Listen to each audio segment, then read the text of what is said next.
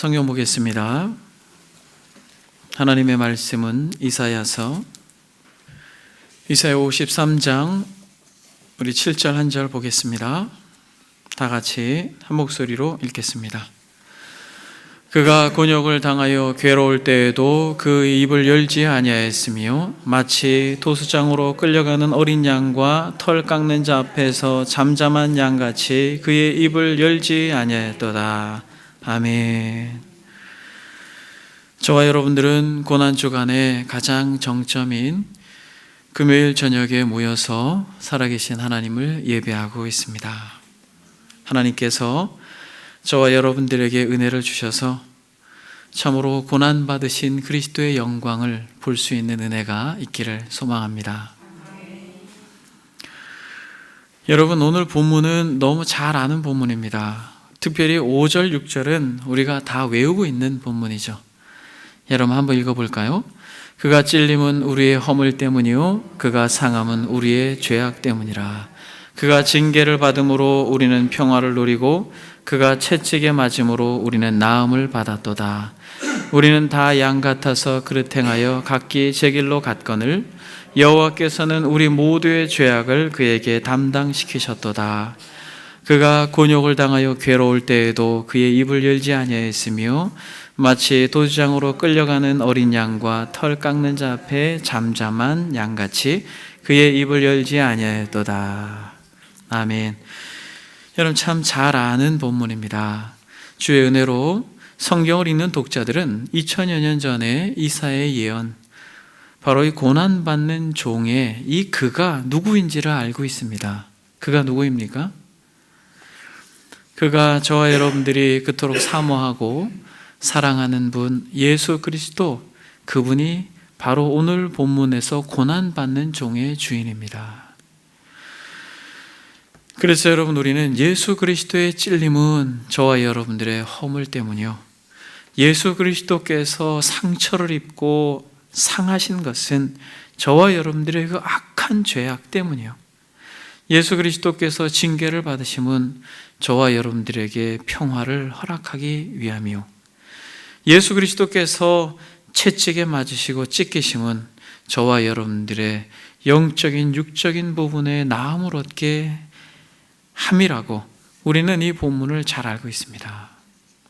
저는 여러분, 이 고난받은 주님에 대하여서 특별히 7절을 중심으로 여러분들과 잠시 은혜를 나누길 원합니다.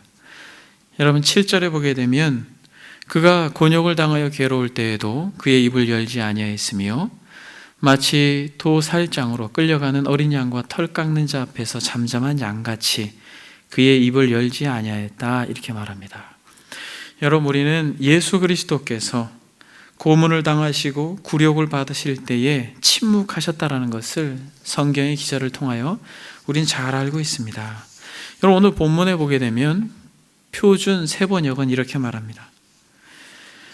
그는 굴욕을 당하고 고문을 당하였으나 아무 말도 하지 않았다. 마치 도살장으로 끌려가는 어린 양처럼, 마치 털 깎는 사람 앞에서 잠잠한 암양처럼 끌려가기만 할 뿐 아무 말도 하지 않았다. 여러분, 주님께서 대제사장의 뜰에 있을 때에도, 빌라도에게 신문을 받을 때에도, 헤롯에게 또 질문을 받을 때에도 여러분, 우리 주님께서 일관되게 하셨던 것은 무엇입니까? 침묵이에요. 고난의 정점에서 모함을 받고 또 저주를 받고 멸시를 당하시고 그럴 때 우리 주님께서는 초지일관 침묵하셨습니다. 단 한순간들 빼고는. 당신이 그리스도인 것을 물을 때에는 주님이 대답하셨습니다. 너가 말한 그대로 내가 그리스도다 라고 한 것 외에는 주님은 자신의 억울함을 변명하지 않았습니다. 그리고 원망하지 않았습니다. 그는 그저 침묵하였습니다. 여러분, 저는 극한 고난 가운데 입을 열지 않으신 그리스도, 그분을 저와 여러분들이 닮아야 할 것이라고 믿습니다. 그래서 오늘 본문에서 두 가지만 저와 여러분들이 생각해 보기를 원합니다. 첫 번째는 우리 본문에서 말하고 있는 것처럼 주님께서 고난 가운데에서도 굴욕을 당하고 고문을 당하셨을 때도 아무 말을 하지 않았는데 마치 무엇처럼 아무 말을 하지 않았다라고 말합니까? 첫 번째, 마치 도살장으로 끌려가는 어린 양처럼 아무 말씀도 하지 않았다라는 것이요. 여러분, 이게 첫 번째 우리가 살펴볼 것입니다. 우리 주님께서 뭐라고요? 마치 도살장으로 끌려가는 어린 양처럼 아무 말도 하지 않았다라는 것입니다. 여러분, 본문에서 말하고 있는 도살장, 도수장으로 끌려가는 어린 양이라고 말할 때 이스라엘 백성들은 본문에서 무엇을 말하는지 즉각적으로 그림을 그릴 수가 있었습니다. 어떤 그림을 그릴 수 있었을까요? 제단의 제물로 바쳐지는 양, 그 어린 양을 반드시 생각했을 것입니다. 그들이 죽이려고 데리고 가는 도살장이죠. 번제단에 태우기 위하여 탁자에 놓고 칼로 찢어 죽이는 어린 양, 그것을 생각했을 것입니다. 마치 세례 요한이 주님이 당신에게 오는 것을 바라보시면서 보라, 세상 죄를 지고 가는 하나님의 어린 양이로다 라고 말씀하였던 것처럼 이 이스라엘 백성들은 알았을 것입니다. 마치 도살장으로 끌려나가는 어린 양처럼이라고 말할 때 그들은 번제단에서 수없이 많이 죽었던 어린 양을 생각했을 것입니다. 아침 저녁으로 그렇게 찢겨서 각이 또 태워지고 피를 그렇게 콸콸콸 쏟았던 어린 양을 생각했을 것입니다. 하나님의 이 어린 양, 인류의 죄를 대신하고 저와 여러분들의 그 죄를 대신하여 번제단에서 수없이 죽어간 어린 양을 생각했을 것입니다. 우리 주님께서는 도살장으로 자신에서 들어가셨습니다. 번제단에 태워질 어린 양들은 죄인의 손에 이끌려서 끌려 들어갔지만은 저와 여러분들의 주인님, 우리의 생명이신 예수 그리스도께서는 자신에서 기꺼이 자발적으로 그렇게 예루살렘 성으로 들어가셨습니다. 여러분, 껍질이 벗겨질 것을 알았죠? 그리고 다리가 잘려질 것과 목이 베어질 것을 알았고 그렇게 태워져서 하나님께 드려질 것을 알았지만 우리 주님께서는 기꺼이 자진하여서 순종하는 마음으로 그 길을 걸어가셨습니다. 저와 여러분들의 여정도 그 길이 고난의 길이어도 기꺼운 마음으로 순종하는 마음으로 그렇게 그 길을 걸어갈 수 있는 은혜가 있기를 소망합니다. 저는 이 저녁에 여러분들이 이 자리에 와 있는 것도 그 길을 같이 가고 있는 것이다라고 믿습니다. 굴욕과 고문을 당하실 것을 다 아셨지만은 우리 주님께서 그 길을 가십니다. 그래서 처음에 우리 주님께서 예루살렘에 입성하실 때 이 고난의 주간의 첫 시작 일요일에 우리 주님은 예루살렘을 어떻게 들어가셨습니까? 백마를 타고 들어가셨어요? 아니죠. 우리 주님께서는 나귀를 타셨습니다. 제자들에게 맞은편 마을로 가서 매어있는 나귀와 나귀 새끼를 풀어오라고 말합니다. 누가 무슨 말을 하면 주가 쓰시겠다고 해라, 이렇게 말합니다. 그래서 제자들이 나귀를 끌고 옵니다. 우리 주님께서 철저히 말씀이 육신이 되신 것처럼 그의 모든 삶은 하나님의 말씀을 이루는 그런 모든 순종의 결과였습니다. 스가랴서 9장 9절은 시온에 따라 크게 기뻐할지어다, 예루살렘에 따라 즐거이 부를지어다. 보라, 내 왕이 내게 임하시나니 그는 공의로우시며 구원을 베푸시며 겸손하여서 나귀를 타시나니 나귀의 작은 것 곧 나귀 새끼니라. 우리 주님은 나귀를 타심으로 그 영광의 자리에서 십자가를 지실 것을 예표하고 있습니다. 여러분, 무리들이 어떻습니까? 제자들은 나귀에다가 자신의 겉옷을 얹고 또 바닥에다 깔고, 어떤 사람들은 나무 가지를 베어서 마음껏 흔들면서 뭐라고 말합니까? 호산나 라고 외칩니다. 호산나 다윗의 자손이여 찬송하리로다. 주의 이름으로 가장 높은 곳에서 주의 이름으로 오시는 그 영광스러운 당신을 찬양합니다. 그렇게 성경은 기록하고 있지만 우리 주님께서는 제자들에게 자신이 어떻게 죽을지를 말씀하십니다. 떡을 가지고 축복하시면서 떼어주시면서 받아 먹으라, 이것은 내 몸이니 하시고 또 잔을 가지고 감사기도 하시고 그들에게 주시며 이르되 너희가 이것을 마시라, 이것은 죄의 사함을 얻게 하려고 많은 사람을 위하여 흘리는 바 나의 피 곧 언약의 피다. 자신의 살이 찢겨서 또 자신의 피가 쏟아져서 그렇게 죽을 것을 제자들에게 그렇게 암시하고 계십니다. 얼마 지나지 않아서 그렇게 3년 동안 따라다녔던 그 제자 중 하나 가룟 유다가 대제사장들과 백성들의 장로들에게 파송된 큰 무리들과 함께 칼과 몽둥이를 가지고 주님을 잡으려고 옵니다. 결국 주님은 마치 도살장으로 끌려가는 양처럼 잠잠히 그들의 손에 끌려갑니다. 여러분, 어떤 일이 벌어졌습니까? 제자 중에 하나가 칼을 휘둘르죠. 근데 주님이 뭐라고 말합니까? 내 칼을 도로 칼집에 꽂으라. 칼을 가지는 자는 다 칼로 망하느니라 라고 말합니다. 주님은 순순히 말 없이 잠잠히 대제사장의 집들에 종교자들이 모여있는 그 한복판에 마치 제사장들이 양을 태워 죽이는 그 번제단 앞에 그렇게 끌려갔던 어린 양처럼 대제사장들의 주님께서 그렇게 끌려가시게 됩니다. 제사장은 온 교회 앞에서 예수님을 죽이고자 거짓 증언들을 하려고 많은 사람들을 모았습니다. 그런데 사람들이 거짓 증언을 찾으려고 하는데 찾을 게 없어요. 근데 마침 두 증인이 나타나서 뭐라고 증거합니까? 이 사람이 하나님의 성전을 헐고 사흘 동안에 지을 수 있다고 했다, 이렇게 증언합니다. 대제사장이 묻습니다. 그런데 우리 주님께서는 아무 대답이 없습니다.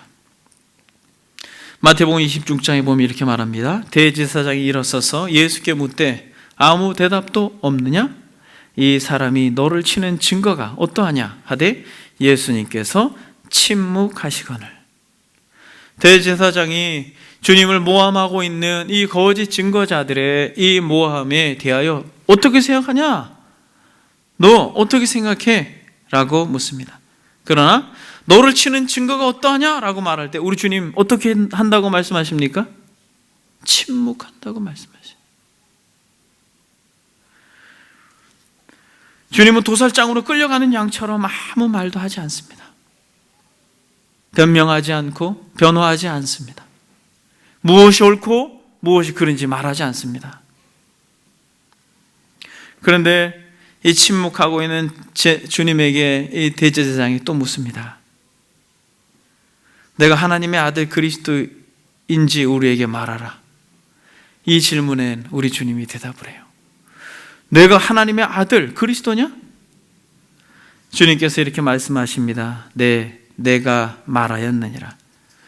그러나 내가 너희에게 이르노니 이후에 인자가 권능의 우편에 앉아 있는 것과 하늘 구름을 타고 오는 것을 너희가 보리라.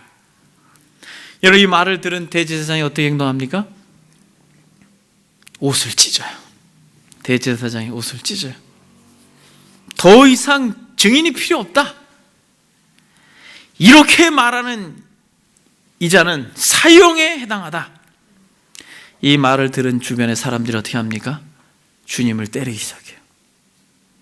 이에 예수의 얼굴에 침을 뱉으며 주먹으로 치고 어떤 사람은 손바닥으로 때리며 이르되 그리스도야, 우리에게 선지자 노릇을 하라.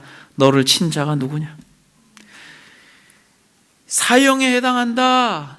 주님께서 하늘의 구름을 타고 너희가 보리라, 오는 것을 보리라 라고 말하니까 대제사장이 옷을 찢으면서 사형에 해당하다라고 하니까 주변의 사람들이 침 뱉고 때리고 하는데 우리에게 선지자 노릇을 한번 해봐라. 누가 너 쳤냐? 라고 맞춰보라는 것이에요. 근데 여러분, 성경에 주님께서는 아무 말씀도 하지 않으십니다. 여러분, 도살장을 한번 가보신 적이 있으세요? 도살장. 저는 시골에 있을 때 도살장을 가본 적은 없지만 도살하는 장면을 여러 번 목격한 적이 있습니다. 개나 돼지나 소를 잡을 때는 여러분 어때요? 특히 돼지를 잡을 때는 온 동네가 돼지 잡는구나. 여러분 다 알아요. 너무 시끄럽습니다. 그래서 빨리 죽여야 돼요. 잘못 몽둥이를 휘두르거나 잘못 목을 따면 꽥꽥거려가지고 피를 막 오박난장 뿌리면서 몸부림을 칩니다.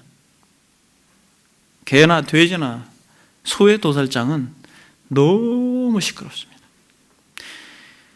여러분, 개는 자기를 죽일 때 본능적으로 알아요. 안 끌려갑니다. 안 끌려가요. 그리고 짖는 소리도 아니고 신음소리도 아니고 이상한 소리를 냅니다. 근데 여러분, 어린 양은 잠잠해요.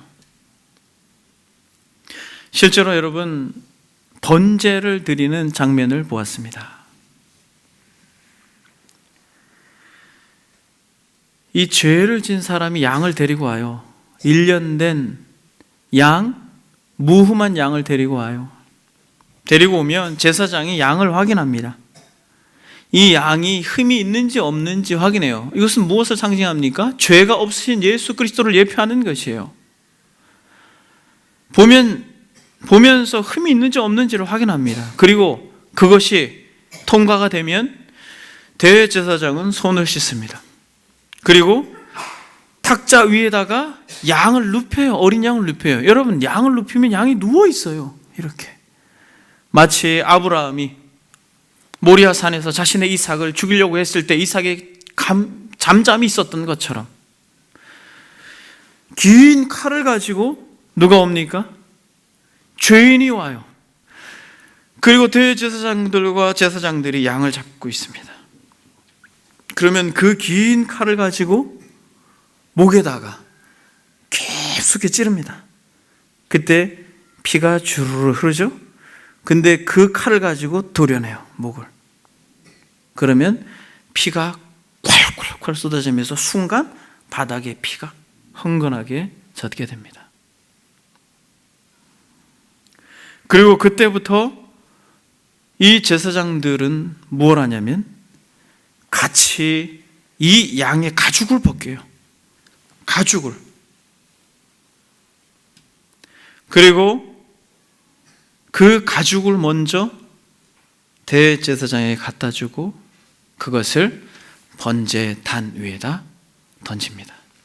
그러기 전에 피가 콸콸콸 쏟아지는데 이 죄인이 양동이를 가지고 흘리는 피를 받아요. 콸콸콸콸 쏟아지는 피를.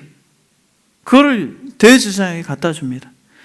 그러면 우슬초로 뿔 내 귀퉁이에, 번제단 뿔 내 귀퉁이에 바르고 그 피를 번제단에 뿌립니다. 그리고 나서 가죽을 벗긴 그 가죽을 또 번제단에 태우고 외식의 더러운 죄의 옷을 벗긴 후에 그것을 불에 태웁니다. 그리고 목을 잘라서 머리를 태웁니다. 생각으로 지은 죄를 태우는 것이죠. 손과 발, 다리를 다 잘라서 또 태웁니다. 우리가 잊지 말아야 할 곳에 있었던 죄, 우리가 꼭 있어야 하는데 없었던 죄, 그런 죄를 태우고 가슴 몸뚱이 그것을 태우고 우리의 마음속으로 가슴으로 은밀하게 지었던 모든 죄를 다 태우는데 그 토막을 내는 작업에 그 죄인이 같이 동참하는 것이에요. 한번 생각해 보십시오. 그것을 토막내면서 죄를 지면 죽는 것이구나, 죄의 싹은 죽는 것이구나, 이렇게 죽는 것이구나라고 그렇게 수없이 아침 저녁으로 양들이 죽어갈 때 이스라엘 백성들은 알았을 것입니다. 그가 곤욕을 당하여 괴로울 때에도 그의 입을 열지 아니하였다라고 하는 것을, 양이 죽어갈 때 그저 묵묵하게 누워 있었던 것을 그들은 기억했을 것입니다. 마치 우리 주님처럼 새벽에 대제사장들과 백성들의 장로들이 예수를 죽이려고 결국 누구에게로 데려갑니까? 총독에게로 데려가요. 빌라도에게 데려갑니다. 총독이 묻습니다. 너가 유대인의 왕이냐? 이 부분에 있어서 우리 주님은 입을 여십니다. 내 말이 옳도다. 사랑하는 여러분, 비록 십자가에서 죽음 당하신 참으로 초라한 그러한 양처럼 보인 그분은 사자요, 하나님의 아들이요 만왕의 왕이신 것을 우리는 알아야 할 것입니다. 내가 유대인의 왕이냐라고 물었을 때에 그 질문만큼은 주님께서 너의 말이 옳다라고 말합니다. 사랑하는 여러분, 이렇게 말없이 죽어가시는 분이 사자인 것이에요. 양처럼 죽어가신 분이 사자인 것이에요. 주님은 이 말씀 외에 한마디도 하지 않습니다. 대제사장들과 장로들에게 고발을 당하되 아무 대답도 아니하시는지라. 이에 빌라도가 이르되 그들이 너를 쳐서 얼마나 많은 것으로 증언하는지 듣지 못하느냐 하되 한마디도 대답지 아니하시니 총독이 크게 놀라니라. 여러분 보세요. 총독이 볼 때는 예수님이 죄가 없습니다. 그래서 예수님을 놓아주기 위해서 묻는 것이에요. 이들이 이렇게 모함하고 너를 이렇게 죄인으로 몰고 가는데 왜 말하지 않니? 라고 묻는 것이에요. 그러나 우리 주님께서 아무 말도 하지 않습니다. 주님을 모함하며 자신의 기득권을 지키려고 하는, 자신의 의를 붙들고 하나님의 의를 모함하고 하나님의 의를 멸시하려고 하는 이 종교 지도자들에게 아무런 대꾸도 하지 않습니다. 누가복음 15장 5절에서도 예수께서 다시 아무 말씀으로도 대답하지 아니하시니 빌라도가 놀랍게 여기더라 라고 말합니다. 놀라운 것이에요. 여러분, 인간들의 속성으로 볼 때 이게 놀라운 것이에요. 여러분들은 어떻게 하시겠습니까? 죄가 없는 것에 누명을 쓰거나 죄가 없는 것으로 여러분들에게 모함을 하게 된다면 여러분들은 어떻게 하시겠어요? 아무 죄도 짓지도 않았는데 여러분들이 그 죄에 대한 대가를 물어야 된다면 여러분들 어떻게 하시겠어요? 가만히 계시겠습니까? 침묵하실 수 있으시겠어요?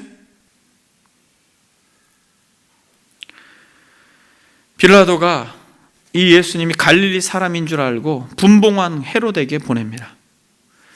왜냐하면 함부로 죽이기가 힘든 것이에요. 그래서 헤롯에게 책임을 넘기고 싶은 것이에요. 헤롯이 마침 예루살렘에 있었습니다. 누가복음 23장 7, 8절에 보면 헤롯의 관할에 속한 줄을 알고 헤롯에게 보내니 그때 헤롯이 예루살렘에 있더라. 헤롯이 예수를 보고 매우 기뻐하니, 여러분, 헤롯이 예수님을 보고 기뻐했어요. 왜 기뻐했습니까? 소문은 많이 들었는데 보고 싶었습니다. 그의 소문을 들었으므로 보고자 한 지 오래였고 또한 무엇이나 이적 행하심을 볼까, 어떤 기적을 드러낼까 궁금하고 신기해서 기뻐했던 것이죠. 그런데 주님은 여전히 헤롯 앞에서도 아무 말씀도 하지 않습니다. 누가복음 23장 10절에 보니까 여러 말로 물으나 아무 말도 대답하지 아니하시니 대제사장들과 서기관들이 서서 힘써 고발하더라. 주님은 아무 말도 하지 않습니다. 그러나 보십시오. 대제사장들과 서기관들은 서서 힘써 고발한다고 말합니다. 이것이 예수 그리스도의 의에 영광스러운 옷을 거부하는 죄인들의 속성이에요. 자신의 의로 구원받고자 하는 죄인들의 속성이에요. 하나님의 의를 저버리고 하나님의 의를 향하여서 마음껏 고발하는 이 대제사장들과 서기관들은 자신의 의로 눈이 멀어버린 자들인 것입니다.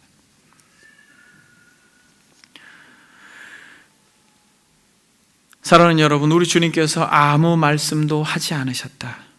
십자가의 강도의 조롱에서도, 옷을 나누어 뽑는 병사들의 멸시에서도 참으로 호산나 호산나 그를 따르고 그렇게 그를 높였던 수없이 많은 무리들이 조롱하고 입을 삐죽거리며 비웃는 그 현장에서도 우리 주님께서는 침묵하셨습니다. 죽음을 경험하는 고통 한복판에서 모독과 멸시 가운데 우리 주님께서 침묵하셨다면, 여러분, 그리스도를 따르는 여러분, 예수 그리스도가 우리의 주인이라고 믿고 그분이 가신 길을 같이 가기를 원하는 여러분, 여러분들은 여러분들이 죽는 현장에서 여러분들의 자존심이 죽고 여러분들이 마음이 상하는 그 현장에서 침묵할 수 있습니까? 침묵할 수 있습니까? 잠잠할 수 있습니까? 대제사장들과 서기관처럼 서서 힘써 고발하는 이들 앞에서 여러분들이 하나님을 의지하고 바라봄으로 잠잠할 수 있습니까? 우리 주님께서 죄가 없으신 분이십니다만 죄인으로 고발될 때 그 죽음 앞에서도 우리 주님께서 잠잠하셨습니다.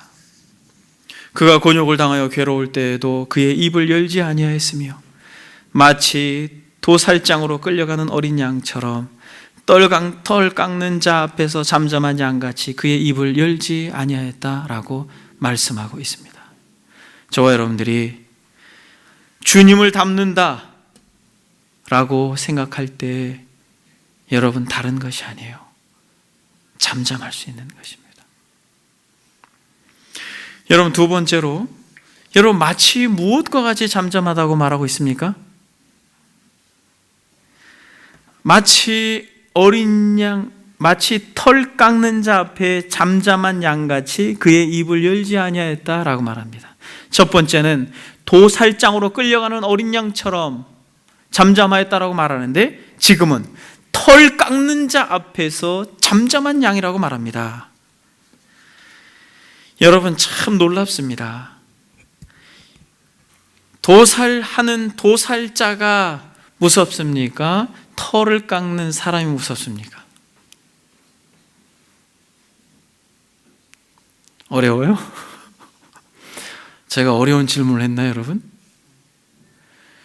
칼을 들고 목을 따려고 하는 사람 앞에 있는 게 더 답답하고 두렵고 잠잠하기 힘들어요? 아니면 몸을 깨끗하게 씻기고 털을 깎으려고 하는 사람 앞에 있는 것이 더 잠잠하기 어렵고 두려워요?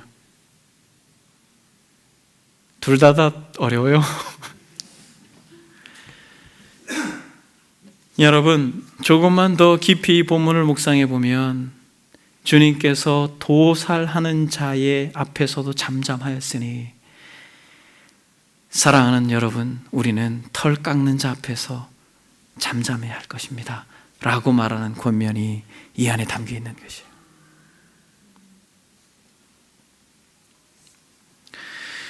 여러분, 도살장으로 끌려가는 양은 목이 잘려지고 다리가 잘려지고 가죽이 벗겨집니다.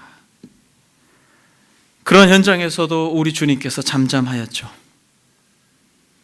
예수님을 하나님이 그렇게 잡으셨어요. 하나님의 어린 양이시기 때문에. 그러나 살아계신 하나님께서 저와 여러분들은 어떻게 하신다라는 것이에요? 털을 깎는다라는 것이에요. 그럴 때 우리는 어떻게 해야 된다라는 것이에요? 호들갑을 떨어야 된다라는 것이에요? 잠잠하라는 것이에요.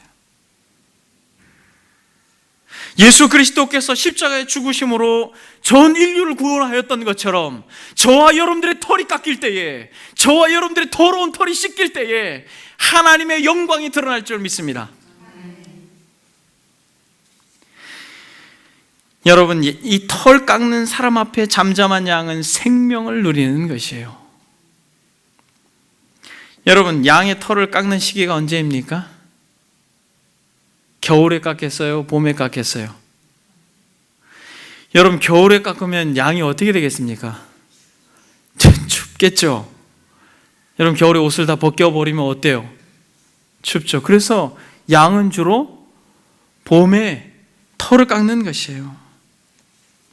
양의 털을 깎는 시기는 봄입니다. 여러분, 봄이 찾아온 것이에요. 봄이 찾아오면 오래된 털은 더 이상 추위로부터 양을 보호할 필요가 없습니다. 뿐만 아니라 그것은 무게와 온기로 인하여 위안보다는 오히려 성가신 존재가 되는 것입니다. 뭐가? 긴 털이, 1년 동안 자란 털이. 그래서 여러분, 이 영국의 설교자 스펄전 목사님은 양의 털을 깎는 유익에 대하여 이렇게 설명합니다. 여러분, 제가 나눠드린 주보에 한번 보겠습니다. 묵상글을 보게 되면 양의 털을 깎는 유익, 털을 깎아주는 것이 양에게는 유익하다는 사실을 주목하십시오. 사람들이 털을 깎기 전에 양털은 이미 너무 길고 오래된 것일 뿐만 아니라 양이 지나갈 때마다 각종 가시덤불이며 엉겅퀴, 찔레, 나무 가지들로 서로 뒤엉키고 꼬여서 양은 마치 누더기를 거친 채 버려진 것 같은 모습을 하고 있습니다. 만일 양털을 깎지 않고 내버려 둔다면 한여름에 열기가 덮쳐왔을 때에 양은 그 열기를 도저히 견디지 못할 것입니다. 우리가 양털 옷을 너무 늦게까지 입었을 때 더워서 못 견디듯이 양도 때에 맞지 않는 과다한 옷을 입고 있기 때문입니다. 여름에 열기가 찾아오면 우리는 두꺼운 털옷을 벗어버려야 합니다. 우리는 그 옷을 입고는 여름의 열기를 견뎌낼 수 없습니다. 그러므로 그 털은 잃어버리는 편이 양에게는 훨씬 더 낫습니다. 그 털이 양에게는 위로가 아니라 오히려 괴로운 짐이 될 뿐입니다. 사랑하는 여러분, 우리 주님은 마치 도살장으로 끌려가는 양이실 때도 잠잠하였다면, 그래서 부활의 영광을 누렸다면, 여러분, 저와 여러분들에게 이 땅을 살아가는데, 가시와 엉겅퀴와 같은 이 땅을 살아가는데 걸리적거리는 많은 길게 자란 양털을 깎기를 원하는 주님 앞에 여러분, 우리는 두려워하지 말고 잠잠해야 할 것입니다. 여러분, 양이 털이 깎이는 게 좋을까요? 안 좋을까요? 여러분, 양은 털이 깎는 것을 그렇게 좋아하지 않았어요. 왜냐하면 털을 깎으려면 어떻게 했어요? 그 1년이라는 동안 시간 자란 이 털이 더러워졌겠죠. 그래서 그 털을 주인이 수확하기 위해서는 물을 막고 거기다가 양을 빠뜨려서 계속해서 양의 털을 씻는 그런 행동을 해야 되는 것이에요. 여러분, 좋아요, 안 좋아요? 누군가가 여러분들을 물속에 집어넣고 흔든다고 한번 해보십시오. 여러분, 그건 괴로움입니다. 때로는 이러다 죽겠구나, 꼴깍꼴깍 숨이 넘어갈지도 몰라요. 그렇게 막 흔들어지면서 그 더러워진 양의 털을 씻는데 누가 좋겠습니까? 이러다 죽는다라고 하니까 또 건져가지고 그 건너편에서 양들을 모아서 씻겨진 털을 또 깎아요. 여러분, 이게 좋아요? 괴로움이죠. 고통입니다. 그러나 여러분, 거룩하신 하나님 전능자의 시선에서는 이 양의 털을 깎는 것은 스펄전 목사님께서 말씀하고 있는 것처럼 이토록 이 땅을 사는 그리스도인들에게서는 참으로 소중한 하나님의 섭리요 은혜가 그 안에 담겨 있다는 것을 믿음으로 바라볼 수 있는 은혜가 있기를 축복합니다. 사랑하는 여러분, 여러분들의 삶의 여정 가운데 여러분들의 전 삶이 뒤흔들리는 경험을 한다 할지라도, 여러분들이 아끼고 소중한 것들, 정말 귀한 것들, 나의 몸의 일부와 같은 것들이 깎이고 잘리고 상실되어지는 경험을 한다 할지라도 여러분, 두려워하지 마십시오. 여러분, 놀라지 마십시오. 소리를 지르고 그렇게 불안해하지 마십시오. 우리 주님께서 긴 칼을 들고 있는 도살자 앞에서도 잠잠하셨다면, 그분을 따라가는 저와 여러분들은 양의 털을 깎는 우리 주인님 앞에서, 좋은 것을 주시길 원하는 그분 앞에서 우리는 잠잠할 수 있어야 할 것입니다. 주님은 그의 아버지 전능자께서 칼을 목에 대는 순간에도 잠잠하셨습니다. 우리는 우리 아버지 전능자께서 칼을 어디에 대는? 털에 대는 순간에 잠잠해야 할 것입니다. 제임스 톰슨이라고 하는 18세기 영국의 시인이 사계라고 하는 글에서 이렇게 그랬습니다. 한번 여러분, 묵상의 글을 다시 한번 보겠습니다. 그토록 온유하며 그토록 오래 참는 부드러운 생명체가 저기 누워있네. 그의 슬픈 얼굴 안에 얼마나 많은 부드러움이 흘러 넘치는지, 단 한마디의 불평조차 하지 않으시는 그 순결한 자의 입술은 얼마나 잠잠한지 두려워 말지어다. 너 연약한 족속들아, 그것은 칼날이 아니니 너희 머리 위에서 요동치는 잔인한 도살장의 칼은 실은 자애로운 촌부의 잘 만들어진 털 깎는 칼이라네. 1년간의 보살핌의 대가를 받기 위해 너에게는 성가신 짐이었던 너의 흰 털을 빌리고 있는 그는 너를 보내어 다시 넓은 언덕에서 자유롭게 뛰놀게 하리니. 여러분, 시가 멋있죠? 여러분, 중요한 질문 한 가지만 하고 적용하고 말씀을 마치겠습니다. 여러분, 주님이 양입니까? 목자입니까? 어렵죠. 여러분, 주님이 양이에요? 목자예요? 여러분, 이게 성경이 말하고 있는 신비입니다. 우리 주님은 양이시면서 목자이셔요. 우리 주님께서는 목자이시면서 양이십니다. 우리 주님께서는 대제사장이시면서 친히 죽으신 양이에요. 우리 주님께서는 하나님이시며 우리 주님께서는 인간이십니다. 어느 쪽으로도 우리는 치우치면 안 되는 것이에요. 치우치는 순간 우리는 진리에서 벗어나고, 치우치는 순간 우리는 어느 순간 이단이라고 하는 소리를 듣게 될 것입니다. 사랑하는 여러분, 생각해 보십시오. 우리 주님께서 심판자이시면서 우리 주님께서 변호자예요. 말이 됩니까? 여러분, 만약 여러분들이 심판대 앞에 섰는데 심판자로 계신 분이 예수님인데 변호자도 예수님이에요. 여러분, 어때요? 우리는 그때 마음 깊숙한 곳에서 환한 미소와 감격이 넘칠 것입니다. 변호자가 주님이고 심판자가 주님인데 이 판결은 정확하게 승소하는 것이에요. 할렐루야. 하나님이시면서 어린 양 되신 그분, 대제사장이면서 친히 제물 되신 그분, 목자이시면서 양이 되신 그분, 그분이 친히 저와 여러분들의 구원자가 되시고 구속주가 되셨기 때문에 우리의 구원은 완전합니다. 여러분들의 노력과 여러분들의 헌신과 여러분들의 어떠한 의지적인 그런 행동들을 멈추십시오. 그리고 그 멈춘 자리에서 그리스도를 보십시오. 그분의 구원의 완전하심을 여러분들이 보시고 그분의 구원의 완전하심을 여러분들이 찬양할 줄 믿습니다. 그래서 영광스러운 그 나라에 가서 계시록에 예수 그리스도를 어린 양으로 묘사한 것이에요. 완전한 구원자가 되신 저와 여러분들의 죄를 조금도 남기지 아니하시고 잠잠하게 그 십자가에서 죽으신 그분이 선한 목자가 되셔서 저와 여러분들을 가장 좋은 곳으로 인도해 주실 줄 믿습니다. 나는 선한 목자라, 선한 목자는 양들을 위하여 목숨을 버리거니와 라고 말할 때 그분은 친히 양으로 목숨을 버리셨습니다. 그래서 여러분, 주님은 인간이 되셔서 우리의 연약함을 너무나도 잘 아셔요. 우리에게 있는 대제사장은 우리의 연약함을 동정하지 못하시리가 아니요 모든 일에 우리와 똑같이 시험을 받으시니로되 죄는 없으시리라. 저와 여러분들의 구원은 예수 그리스도 안에서 완전합니다. 하나님이시며 사람이신 심판자이시며 변호자이신 그리스도가 우리의 변호와 우리의 심판자가 된다면 우리의 구원은 예수 그리스도 안에 있는 자들에게 있어서는 그 구원은 완전한 것입니다. 그래서 우리가 그것을 기념하는 것이에요.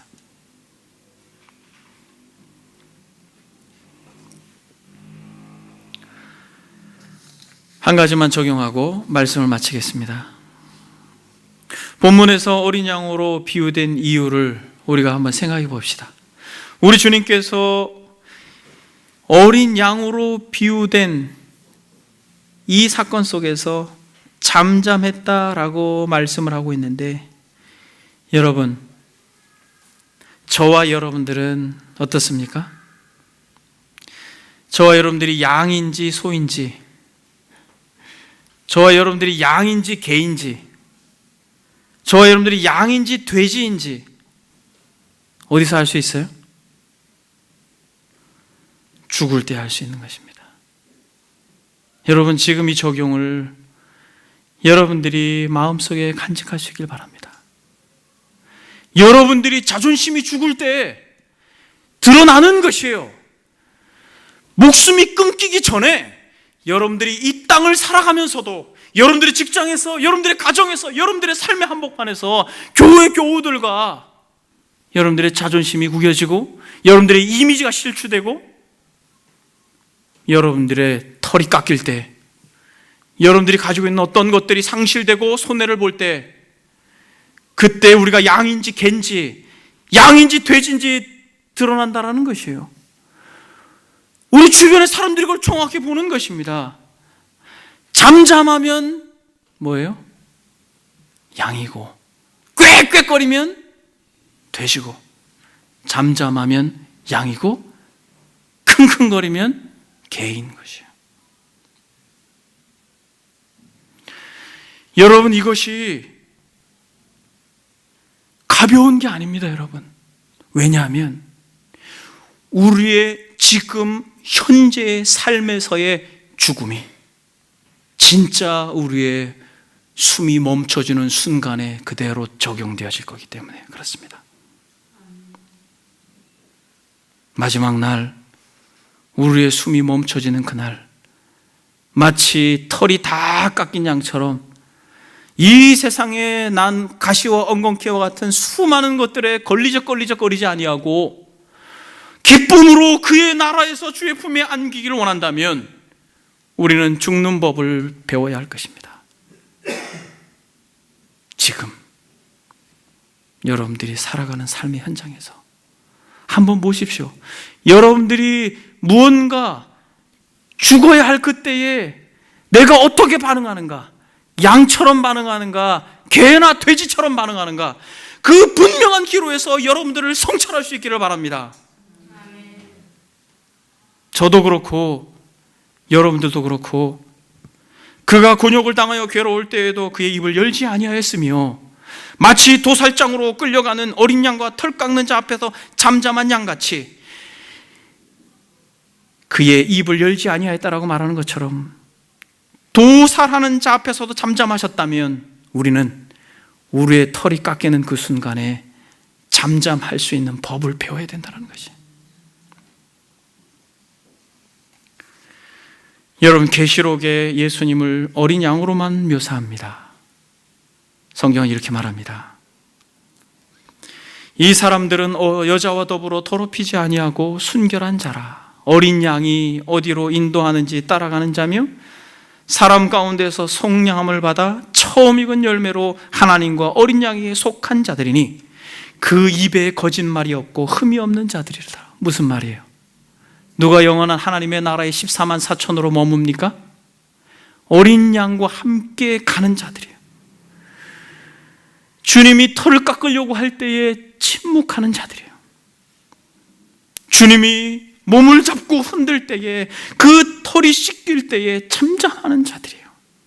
저와 여러분들이 어린 양이 어디로 가든지 따라가는 자들이 되어 영생하는 은혜를 우리의 삶 속에서 누리는 은혜가 있기를 주의 이름으로 소망합니다.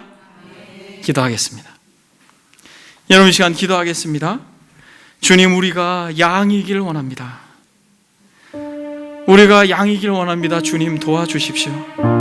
우리가 10년, 20년, 30년 신앙생활을 했지만 교회에서가 아니라 교회를 나가면 어떠한 불이익을 당하고 털이 깎이는 순간에 우리가 짐승처럼 바뀌었습니다. 주님, 용서해 주십시오. 주님이 칼을 들고 있는 도살자 앞에서도 잠잠하였다면 우리도 잠잠할 수 있는 용기를 주십시오. 우리에게 그러한 은혜를 주십시오. 다 같이 들은 말씀 생각하면서 주님 앞에 기도하겠습니다. 기도합니다. 살아계신 하나님 아버지, 참으로 우리의 허물 때문에, 우리의 죄악 때문에 친히 주님이 찢기시고 상하신 것을 우리로 참으로 믿음으로 받아 우리가 이 땅을 믿음으로 살 수 있는 은혜를 베풀어 주시니 감사합니다. 하나님께서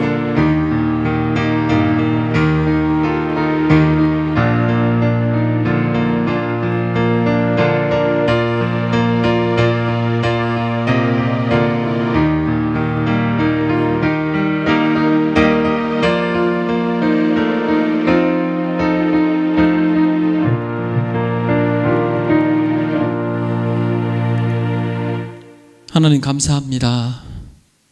우리가 어린 양인 것을, 주님을 따라가는, 어린 양을 따라가는 참으로 주님 닮은 자들인 것을 우리의 삶에서 양의 털이 깎일 때 드러낼 수 있는 용기를 허락해 주옵소서. 우리가 그것을 향하여 갑니다. 끝까지 그리스도를 바라봅니다. 하오니 우리에게 용기를 주옵소서. 남편을 대할 때, 아내를 대할 때, 지체들을 대할 때, 직장에서도 그러한 삶을 살 수 있도록 용기를 주옵소서. 예수님의 이름으로 기도드립니다. 아멘.